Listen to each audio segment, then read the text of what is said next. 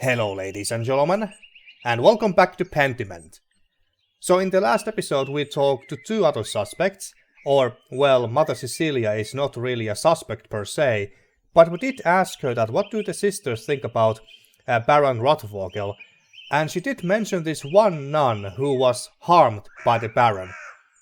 She didn't go into specifics at what exactly happened, but I think I can easily imagine what a womanizer like Baron Lorenz Rothvogel would do to a pretty nun, assuming that the nun was pretty. And then we also, we tried to talk to Lucky, the local stonemason, but he was very unwilling to talk to us about the Baron, and so we followed him.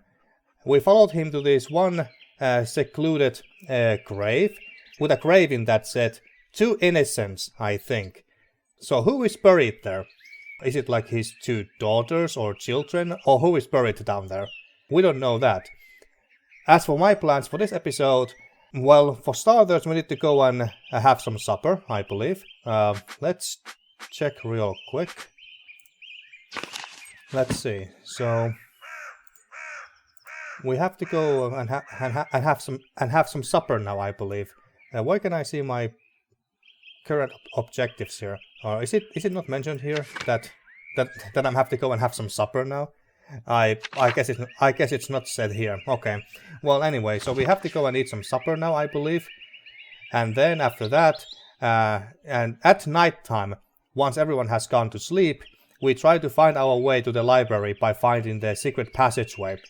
So without further ado, let's go and have some supper, I believe. But oh yeah, I guess can we eat here?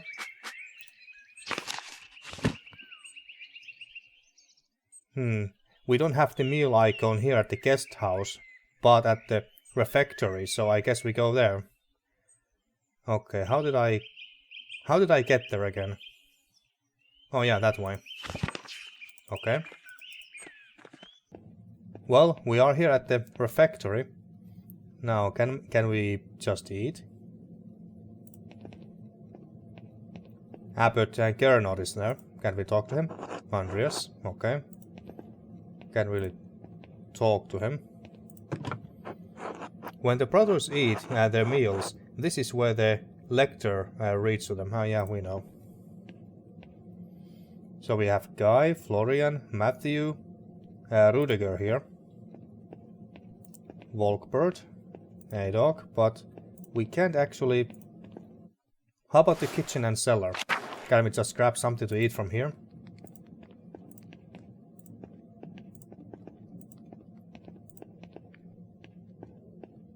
That leads to a large garden, okay. I just don't understand this, because... Excuse me. We have the meal icon here, but we can't go and actually eat at the refectory, or at least I don't see the option anywhere. Or we have to talk to someone specifically and ask them if we can eat here? Lucas? Hello?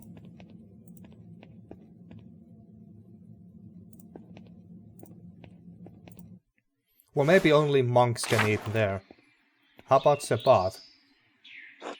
God bless you, Andreas. Do you have time to eat with me and some of the townspeople? Well, actually, yes. Of course, I'll talk to Greta and see who she wants to come along. Where should we meet you? At the shrine to Saint Moritz. I'll see you there. Until then. Okay, there we go. We got half of the village here. Oh my, Andreas. Yes? Are these all of the mothers from Tassing and their children? It sure seems like it. Well, no, I don't think it's all of them. Why is that highlighted in green? Helena Pfefferin couldn't make it. It's a long walk up here in her condition. And Hedy said Hans was too big for stories. Hedy and Hans, okay. Oh yeah, we have met these two, I believe. Stories. I may have said something about your books. Stories of your homeland? I don't know what this is about. I like stories. Yes, maybe a little too much. Ha, alright, I can tell a story, but first let us pray together and eat.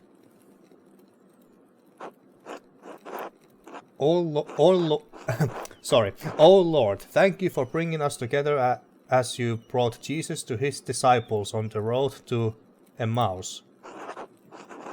With the breaking of bread between us, let us recognize each other as Christians and rejoice in our salvation through you.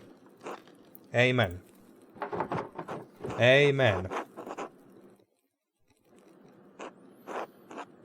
And I thank you and your husband for this bread, Gret. My Ulrich always says that bread brings people together. I don't know, I think we could see some real trouble in Tassing if you ever ran out of rye.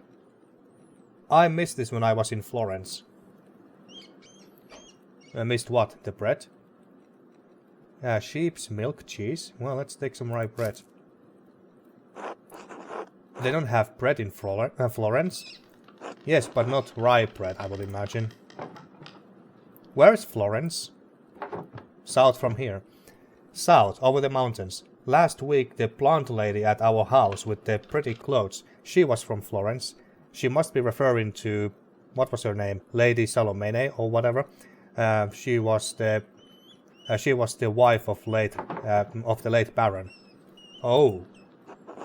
Father Gernot eats a white bread, does he not?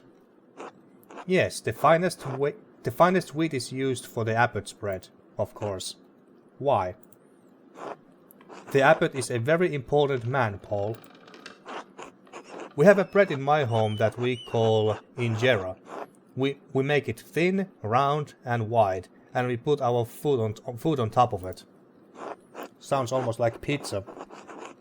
We eat it with almost every meal. As you love the bread of your home, so I miss mine. Oh, what's the recipe? Maybe we could make it. Thank you, but no. We use a fine grain that does not grow here, called teff. Surely someday you'll go home and can have your fill of it. I hope you find our local bread satisfying, Brother Sebat. I do enjoy it, perhaps too much. I am becoming too accustomed to life in Rome, even life in these mountains.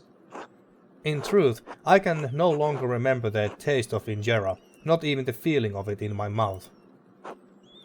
It is the great danger that comes with the blessing of travel, living a life between worlds. Almonds, okay. They kinda look like seeds. I don't want to talk about bread anymore, it's so boring. Bread. Don't be rude, Bert. I did say I would tell you a story, children. Have you ever seen a Bible? Father Tom? What is Ursula doing? Yeah, Father Thomas has one. It's huge. My dad has one. It was printed in Bamberg. Very good. This is a Bible from my home that I brought to give to the abbot. Andreas, do you have a favorite story to illustrate from the Bible? Okay, what do we have here? Adam and Eve at the tree of knowledge of good and evil. Jacob wrestling with the angel. I'm unfamiliar with this one. The Annunciation when Gabriel appears to Mary. Elijah and the chariots of fire. I have heard of this, but I'm not familiar with this story either. Christ being taken down from the cross. That doesn't sound like a story suitable for children. Jacob wrestling with the angel, or Elijah and the chariots of fire. I don't know this story, so let's hear this. Jacob wrestling with the angel. It is a powerful image. It speaks to us as we struggle to comprehend the divine. Our struggles are not as spectacular as Jacob's, but just as difficult, and may leave us transformed as he was. Now then, children, do you know the story of Jesus feeding the multitudes? Oh, so we're not gonna hear that story then, okay. Fish and loaves. My mom and dad makes loaves. Okay, we get one of these storybook illustrations here. Well, I guess that this whole game is a storybook illustration, but you know what I mean. This is from our Bible, how we tell the story of how Jesus fed thousands from only a few fish and a few loaves of bread. Why is everyone brown? Because where I am from, everyone looks like me. Why? Because we are all as God has made us. I know that thing seems big to you, but the world is so much bigger than we can imagine. There are many people of many different colors all over the world. There are places where no one looks like you or me. Really? It's true. In Venice I saw people come from across the Mediterranean Sea. Not just like Brother Sebat, but people of different places and cultures, even farther away. Persians, Moors, Ottomans, each with their own way of speaking and dressing, their own customs. Brother Sebat, did you know the Baron who was murdered? Bird.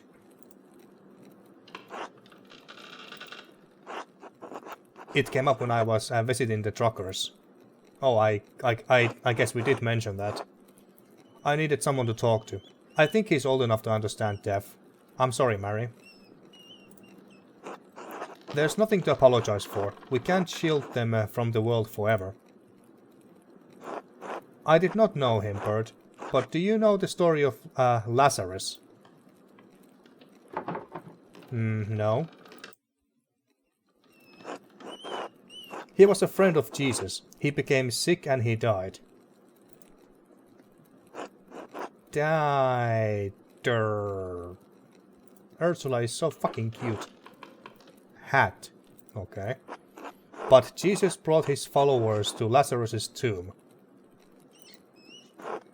He prayed to God, and when they opened the tomb, Lazarus emerged, returned from the dead. Jesus can bring people back from the dead? He can, Bert. One day Jesus will bring us all back from the dead. Everyone who has ever lived and died will come together and be resurrected on Judgment Day. Oh, she stole our hat. Say nothing. Oh yeah, I believe her mother did mention that she likes to steal our hat. Even the Romans? Yes, the Romans too. This girl is also so cute. All the children in this game are so damn cute. But Ursula especially. Why did you ask about the Romans? I saw one come out of their tomb like Lazarus. What do you mean, Paul?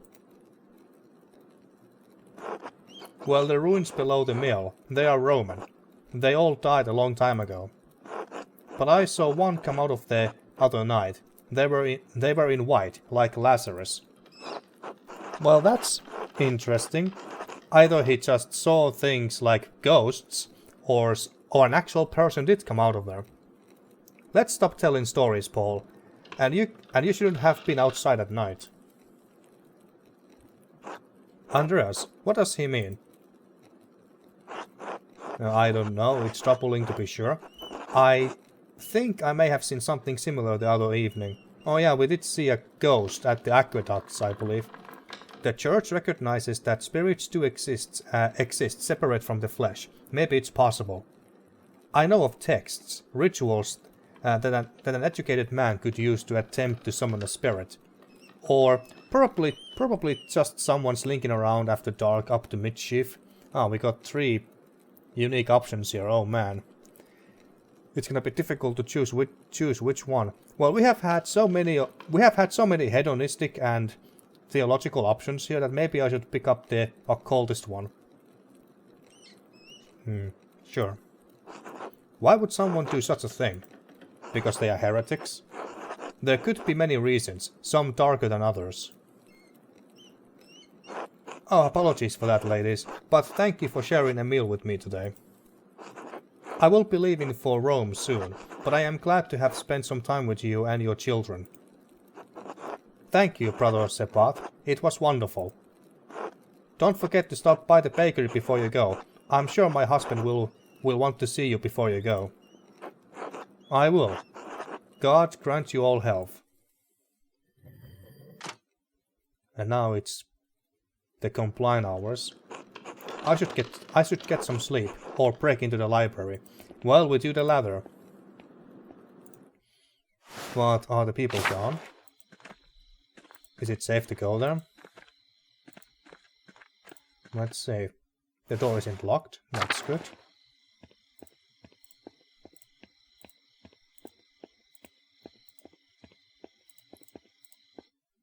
But that story about the person or whatever who came out of the mill. And what is up with this tombstone? What is this?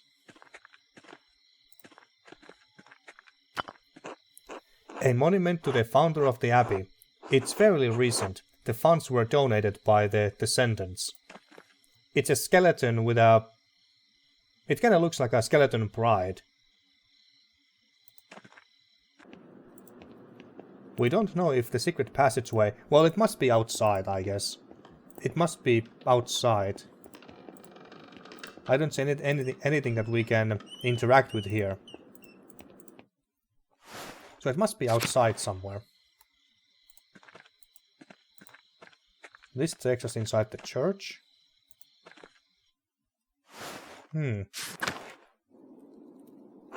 Oh shit, Matthew is the abbey's circator. If he sees me, he'll kick me out. Circator, if that's how you pronounce it. Monk responsible for making rounds in the abbey to make certain everyone is where they are supposed to be. Doing what they are supposed to do. Okay. So basically he acts like a warden. I have to keep out of sight until he's passed. Good thing he can't see well. Yeah, thank God for that.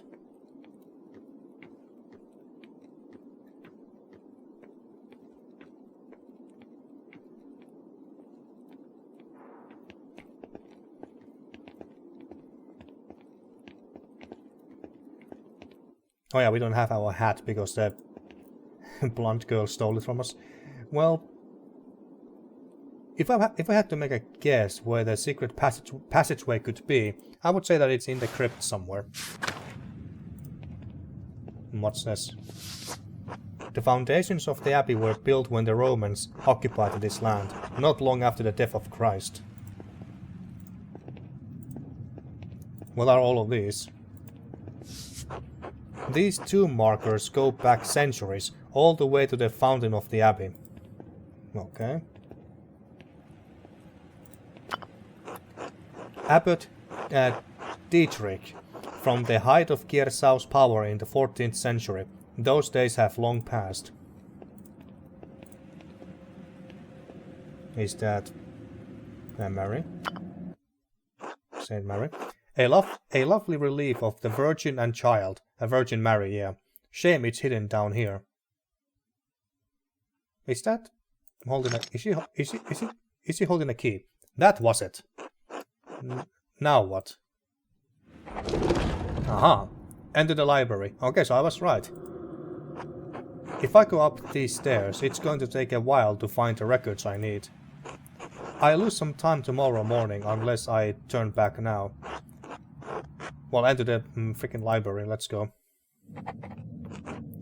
Search the nuns' records. Okay, so this one, I take it. What's this? The herpes cambrii. Herpes. Something about herbs. Well, we can see plants on these pages. On the herbs of Wales. Ah, Wales. That's in Great Britain. The writers in Catphilus of Salopia. I don't believe I have heard of them. Muckwort and Butcher's Broom. I'm not familiar with their properties, but they sound extraordinary. A beautifully illustrated book, and the author appears to be speaking from his own personal experiences. A wonderful hidden treasure for the abbey. Okay, but that doesn't really help us right now. We can't go and search these records, I guess, or these shelves. Now, where do we go from here? I can't really... Can we go up here? Oh, yes, we can. Okay. And here we have... What do we have here? A bifolium taken from a larger text. The Mysteria Astrea. I am not familiar with it. Some sort of astronomical text. Seems rudimentary, explaining the connection between astrological signs and the elements, and their basic relationship to alchemy. Each sign is governed by one of the 4 elements. Cancer, Scorpio, and Pisces are the water signs. Capricorn, Taurus, and Virgo are earth signs, and so on. These signs here. So I guess it's safe to assume that this is fire, earth, aquam. Well, that means water. I know that much. But is this? And I guess this is air. It cuts off here. The next page is about something else entirely. Sister Illuminata must be trying to reconstruct the larger text. Those 2 pages were interesting enough, I suppose, but quite basic. Ah, well, they can't all be Aristotle. Okay. Another book here. This is most curious. It's a map. Historia de Labyrinto Librorum. Account of the Labyrinth of Books. Okay. I wonder what secret text could be hidden in such a place. I believe a Bolognese professor told me a tale about a such place in Piedmont. Well, I wonder what secret texts could be hidden in such a place. I'll have to see if I can borrow the book when I have some free time, if Illuminata allows it. Alright.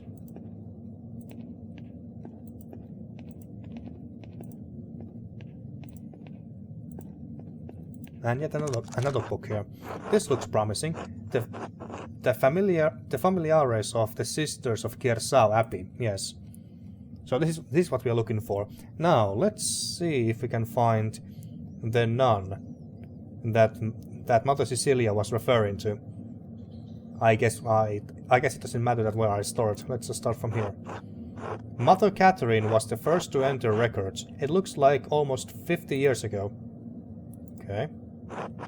Sister Hildegard from the Gilderich family in Ravensburg, quite wealthy. It looks like she became the prioress after Mother Catherine. Then we have Cecilia here. Sister Cecilia. Aldehyde. Oh, this is Mother Cecilia's record. Wait, she's from the Welser family? They are one of the most powerful families in Augsburg. It looks like her family donates a lot of money to Kiersau every year. More than my family sees in 10. Okay. Sister Gertrude from Hoff the Herbalist. Yes, Gertrude. Oh yeah, her. Her father is an apothecary. That explains it. Matilda. Matilda Oblate. Yes, the nun's cellarer. She came from Kempen. Yeah, we talked to her briefly. Cellarer. Appointed official in a monastery, responsible for maintaining food supplies and for maintaining the grounds. Merchant family. They donated pigments to use in the scriptorium. Quite thoughtful. I'll have to thank them if I ever get the chance. And then we have Illuminata here. Oh, this should be interesting. Sister Illuminata. Named Angeline, from the Capocci family in Perugia. It looks like they have some connection to Kiersau through an old abbot, Rudolf. Her family donates money to the abbey every year as well. Okay. Sophia. Sophie from Birgit's. Sophie, we haven't talked to her yet.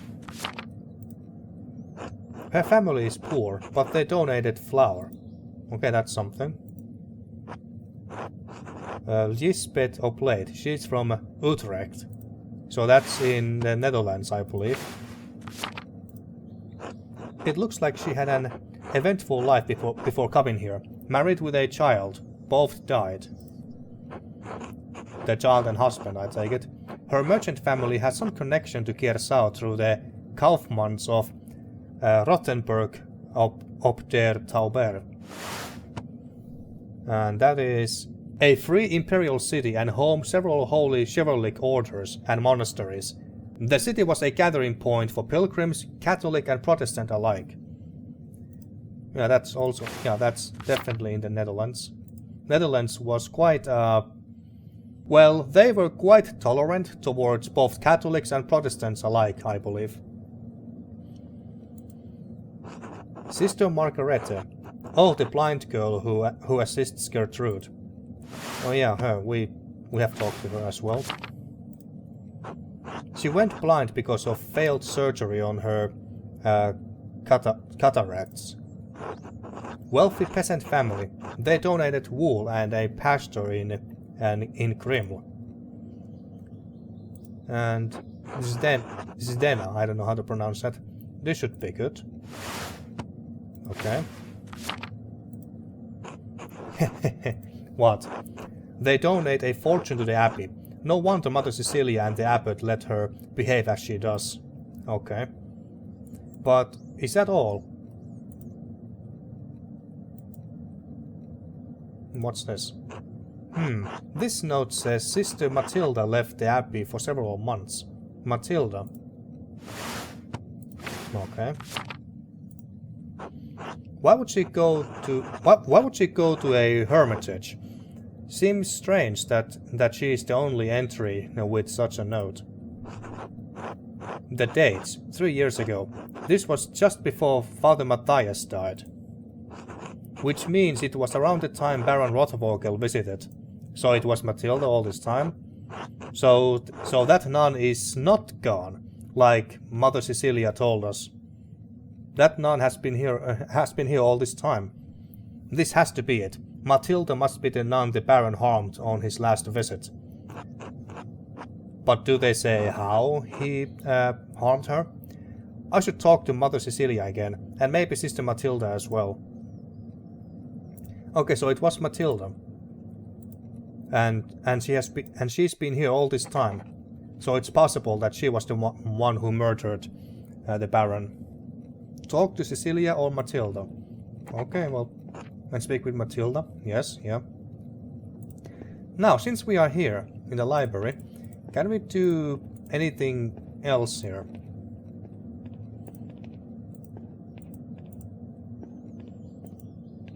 Any other books to check out? Does it look like it? I guess we just go back to our home.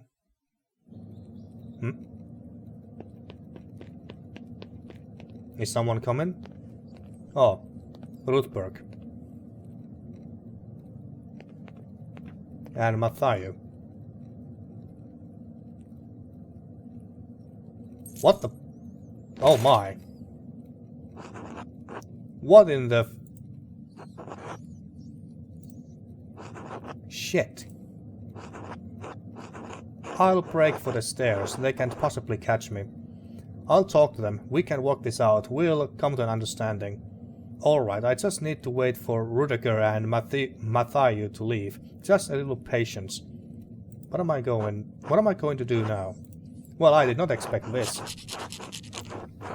Just wait for them to finish and then leave. It can't take that long, can it?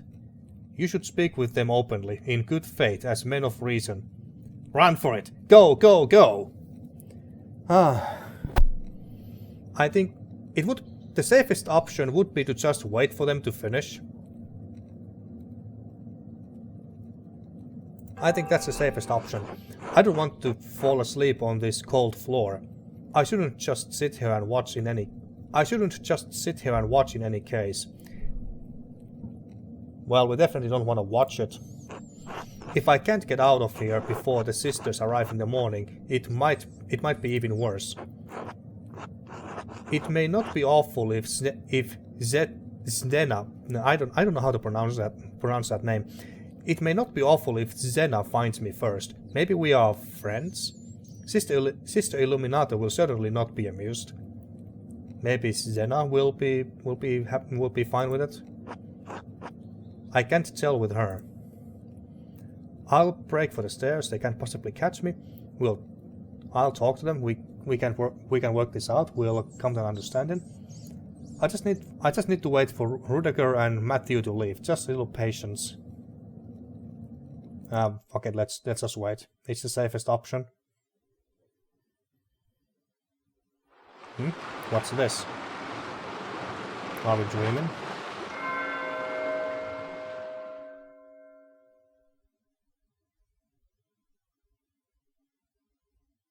Now, what's this? Okay, we are there. Andreas, when are you coming home? Joseph, is that our father? Dad, I'll be home soon. I just need to finish this commission for the abbey. I'm a little nervous about this girl.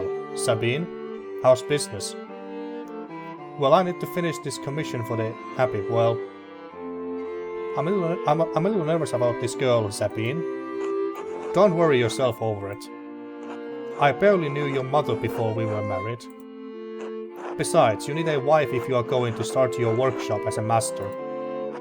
That's the law. Oh, that's even in the law. Yes, of course. You're not going to quit this like you quit university, are you? No, of course not. Good. If it weren't for the work I did for the rector, you never would have had the opportunity. Most people never get a second chance after they throw something away like that. I know that. We'll see you when you get back. Sure, alright. Okay, I guess we continue our way to the center. Sabine. Oh, that's our potential future wife. Oh, she looks nice. Oh, it's you. I only have the picture of you, the one my brother Daniel made. I really don't have any idea what you are like. Are you really that pretty? Do you really want to get married to a stranger? So what are you like? Well, do you want to get married to a stranger? Why should that matter? Right, everyone keeps saying that. That's why I'm saying it to you now. Because I'm saying it to myself. Exactly. I'll see you soon, Andreas. For real, I mean. I suppose that's true. Until then.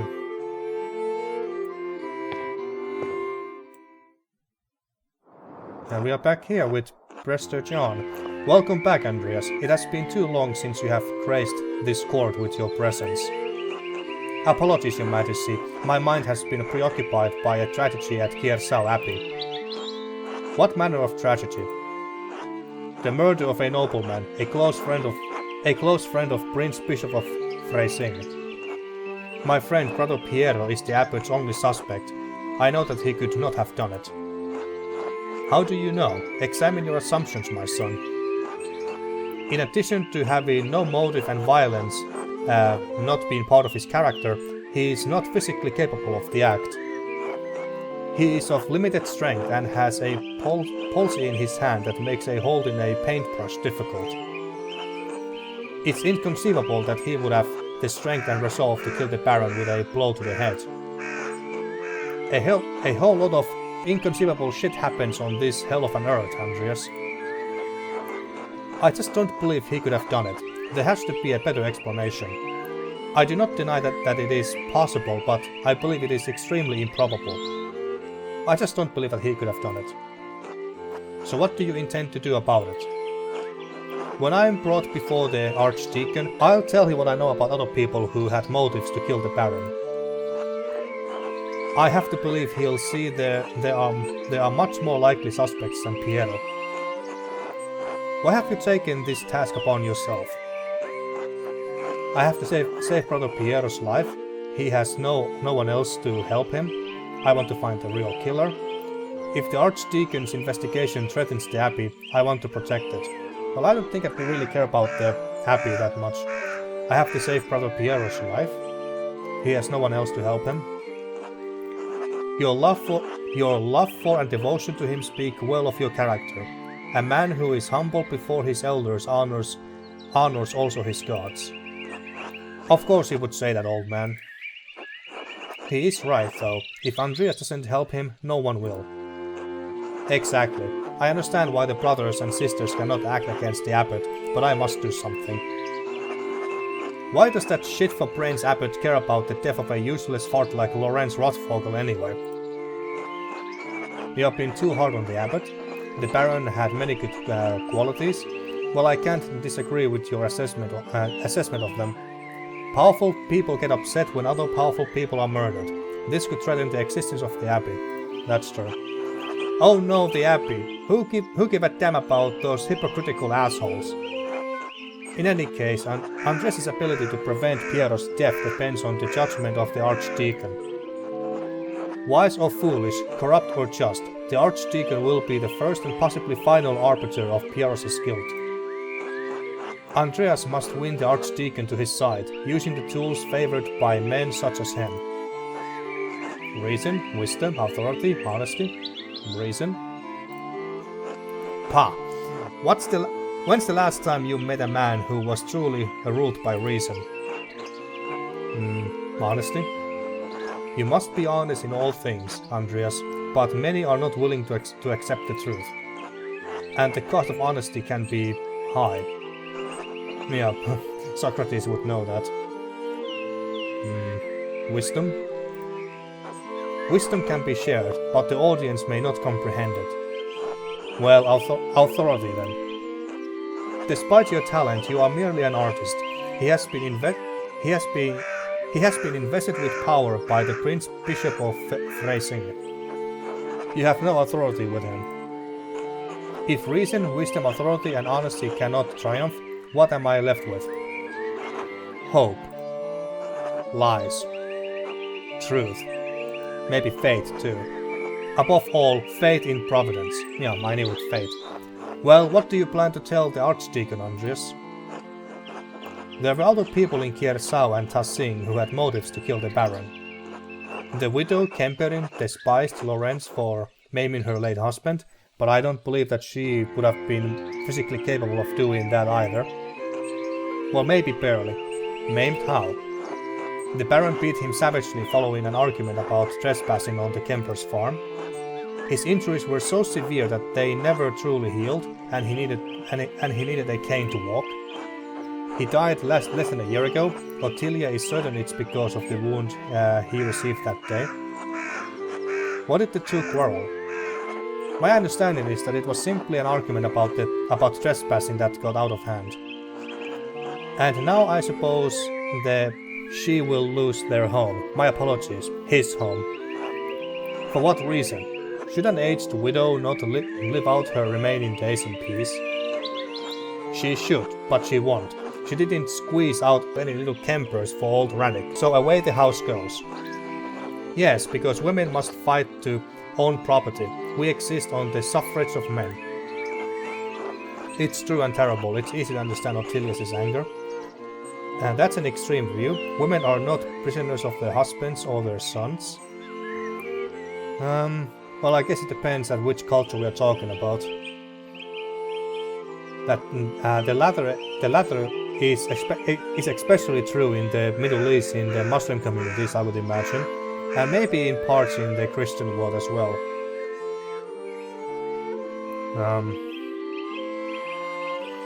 But I guess that in the grand scheme of things, it's true. Good.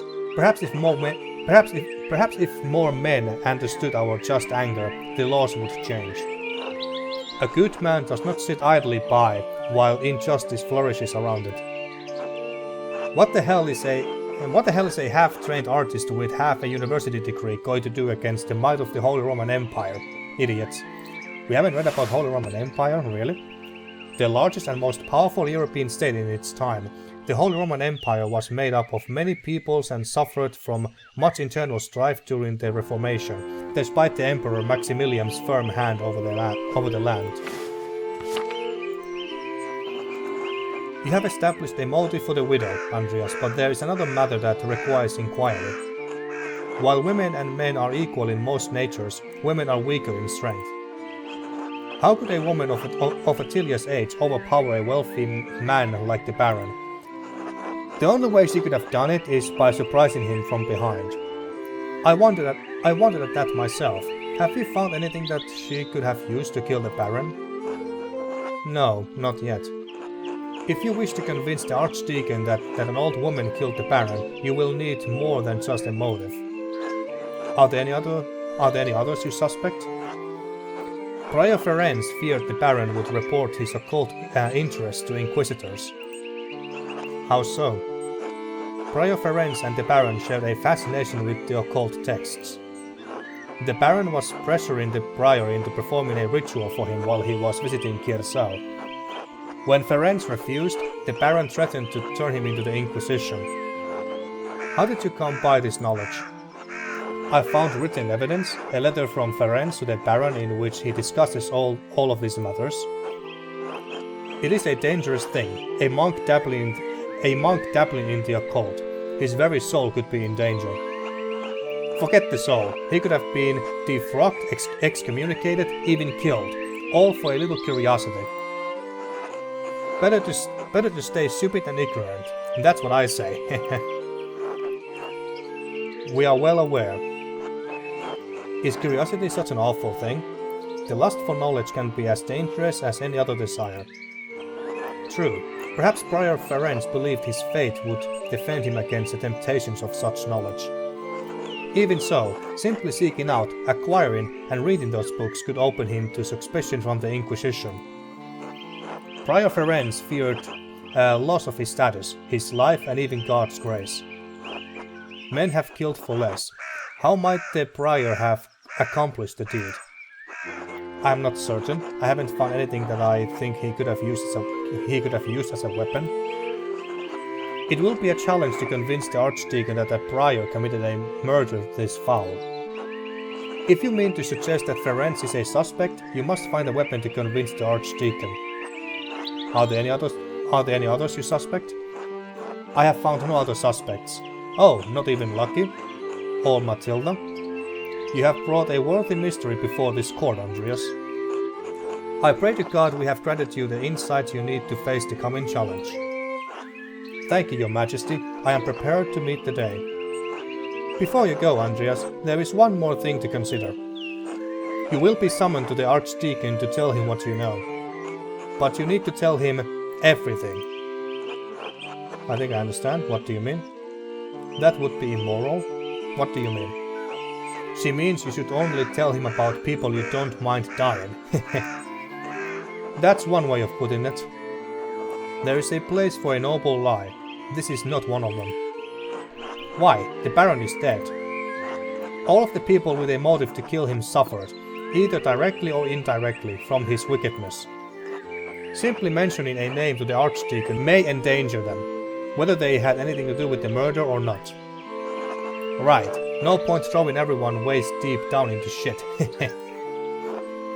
I protest any attempt at deception, but you must ultimately follow your own conscience, Andreas. Little time remains before you must stand before the Archdeacon. Use it wisely. I must. I will do my best. I have faith in Providence. I must. Until we meet again, Andreas, God be with you. And also with you, Your Majesty. And then from the dreamland we wake up in the morning. Oh wait, it's sect time already. Damn. Oh, Zedna. Andreas. Andreas, wake up. Well, are you here for the books or... Well, are you here for the books or for me? Oh my. I was walking in my sleep. A book. The library is so poorly organized that I fell asleep looking for it. I was looking for clues, trying to figure out who killed the Baron. Brother Pierre doesn't have much time.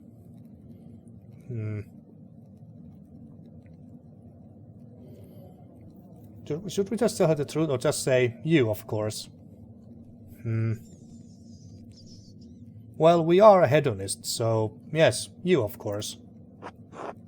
I would call you a liar, but I know it's the truth. You probably pray every evening that when you knock on the door in the morning, that I'll answer instead of Illuminata. Truth to be told, I personally prefer Illuminata. Something like that.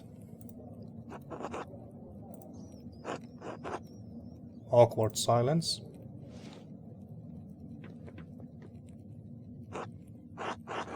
Do you want to keep talking? Go for it.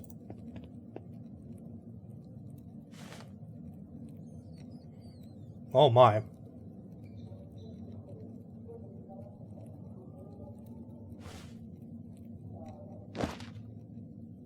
Oh my.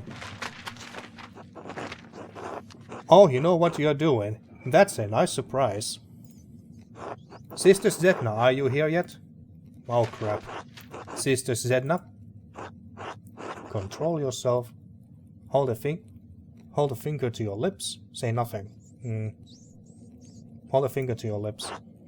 Angrily presents the upraised middle finger of her right hand.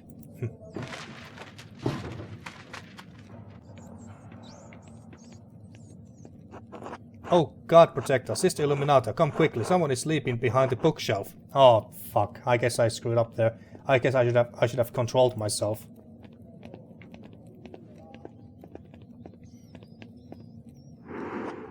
This will be remembered. Well, crap. Andreas, how did you find your way in here? And why are you here in the first place? You scared Sister Zedna half to death. I was looking at the abbeys at mission records for clues about the Baron's death. There are books I wanted to see, and you never let me look at them. It's as simple as that. Well, let's just tell her. I was looking at the abbeys at mission records for clues about the Baron's death. What do the abbey's records have to do with Baron Rothvogel's murder? I learned that the Baron heard one of the sisters of his last visit to Kiersau. Oh, I see. Yes, Sister Matilda. What happened to her was evil. But if you were reading about Sister Matilda, you can't really believe she killed the Baron. Matilda killed Baron Rothvogel? Shucks, of course not. I sincerely doubt that it's possible. I can't rule anything out. Why not? Grief makes people do terrible things. You must admit she had a good reason.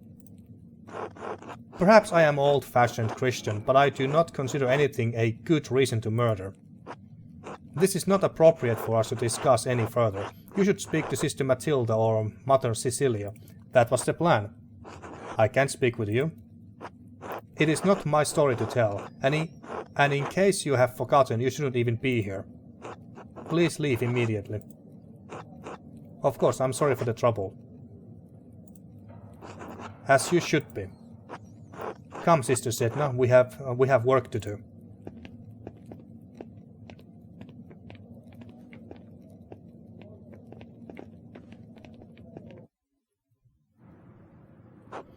I should find someone to eat with. Well, we're gonna leave that for the next episode. I've been playing for... It feels like almost exactly 1 hour, so that's perfect. And in the next episode, well, we find someone to eat with, for starters, and then we go and try to speak to Mother Cecilia and or Sister Matilda. So, until then, thank you for watching once again, and see you next time for more Pentiment.